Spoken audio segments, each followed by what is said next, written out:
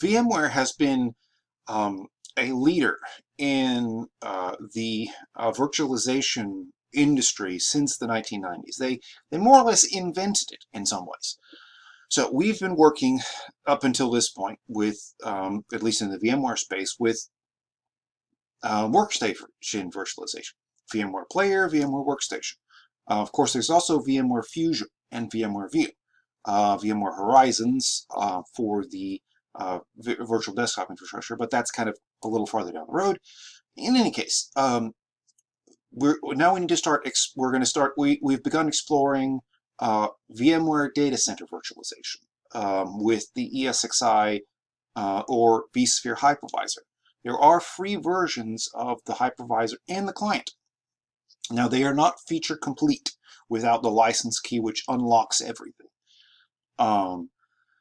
There are some key components. We've talked about the key components in setting up your virtual data center or your data center virtualization. You establish your networking environment. You create your virtual machines. Make sure there are two sides to that virtual environment. There's the VM kernel side, and the which is for management and storage, NAS, all of that, and then your production side, so to speak, the customer facing side that your VMs will use to talk to the customers and to each other. The vSphere client is a graphical tool we can use to manage that virtual data center, tie into specific ESXi hosts. This is what you'll work with in MindTap. It seems that the old vSphere client has gone away, that everything is now to be done with the ESXi web client. I've actually got a video about comparing those. I'll probably do a demo video based on the MindTap labs, just to give you all a little sense of how the rest of this stuff works. We've learned a lot in this chapter, and we'll keep going with that. One thing to note, when we talk about the free versus licensed version of this stuff, there are free versions of vSphere and the ESXi host. There aren't any free versions of vCenter. For vCenter, you have to pay.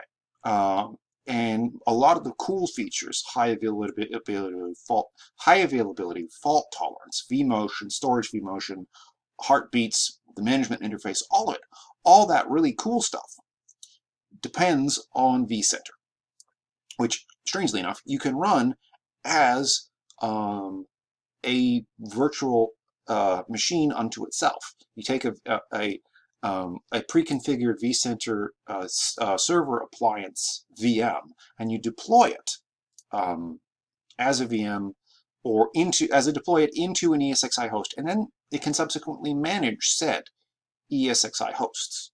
So it's pretty cool.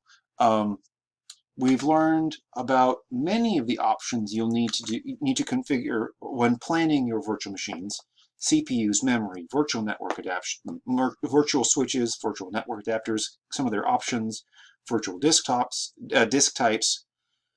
and also how to create and access guest machines and configure their settings. We did this with a Windows system, but you could just as easily do this with other things, other flavors of Windows, Windows Server, Linux Boxen, BSD, the whole nine yards. There's a broad range of things that VMware will actually support. So a 32-bit Win 10 is literally the tip of the iceberg as far as virtualization support goes. We'll talk more about that.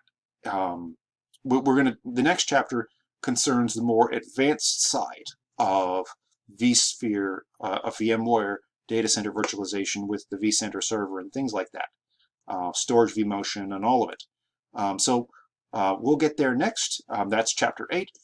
Thank you for watching.